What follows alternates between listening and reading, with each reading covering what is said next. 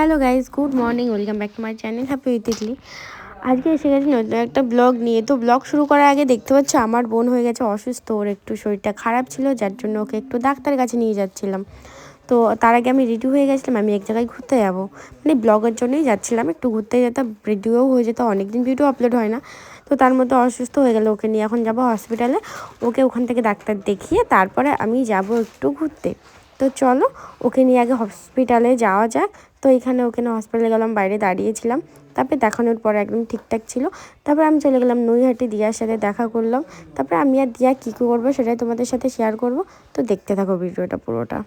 পার্কে গিয়ে তোমার সাথে দেখা হচ্ছে। এখন তো পুরো সন্ধ্যা হয়ে গেছে, প্রায় সন্ধ্যা সন্ধ্যা। তাই কি খাচ্ছে সেটা?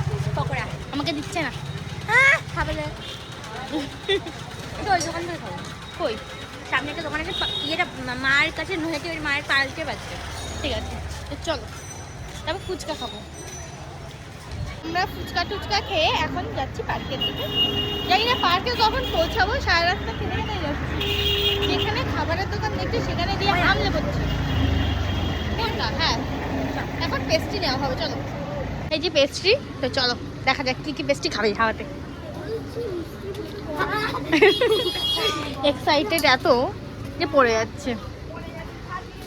আজকে কি দিন? খাবার দিন। আজকের দিনটা ডেটটা তুলে রাখতে হবে। আজকের দিনে প্রতি বছর আমরা এই দিনে খেতে আসবো অনেক কিছু। যাই না, আজকে খাবার দিন, সারাদিন খাবো। তুই টাকা দিলি এটা? হ্যাঁ তুই ফুচকা খাইয়েছিস, আমি এটা খাই। তো কালো কেন রে? সারা জীবন কোথায় কালো? একটুখানি তো ফর্সা, সারা কয়লা লেগে যাচ্ছে। তো গাইস আমরা এখন পার্কে চলে এসেছি। এই যে দিয়া এখন হাওয়াদের মতো খাবারের উপর হামলে পড়েছে। আর পার্কটা পুরো অন্ধকার, আর এই সাইডটা দেখো জাস্ট ওয়াও। দেখ কিডনি, দেখ বোন, এই জায়গাটা কি সুন্দর লাগছে। আমাকে এখানে একটা ফটো তুলে দিবি, ঠিক আছে? টাকা ঠিক আছে।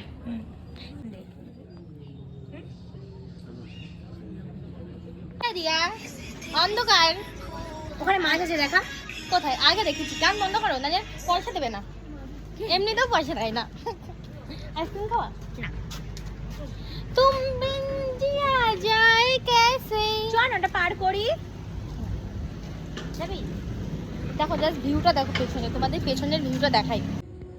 তো গাইস দেখো দিয়া কোথায় বসে আছে। তুই বসিস নি, তুইও তো বসে আছিস। তোকে উল্টো কর, তোকে উল্টো কর, আমি তো উল্টো করি।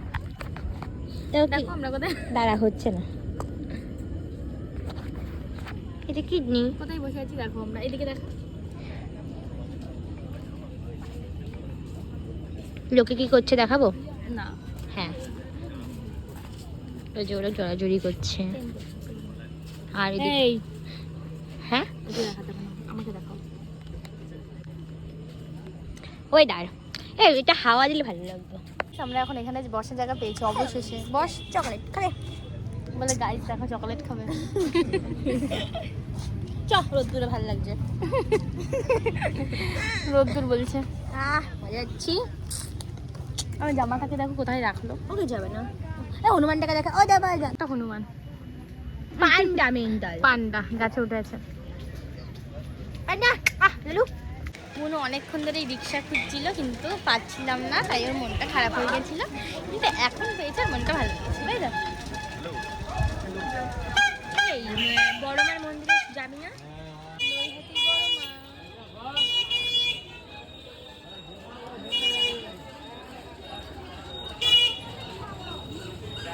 এখানে কালী পুজোর জন্য বড় মার প্যান্ডেল তৈরি হচ্ছে।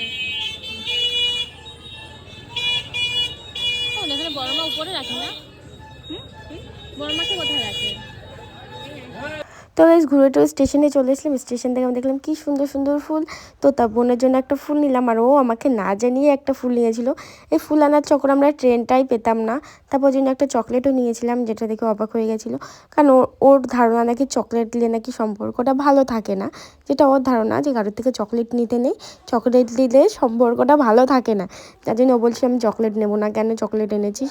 আমি বললাম কোনো ব্যাপার না, চকলেট দিলে যদি সম্পর্ক ভেঙে যেত তাহলে কোনো সম্পর্কই জোড়া লাগতো না।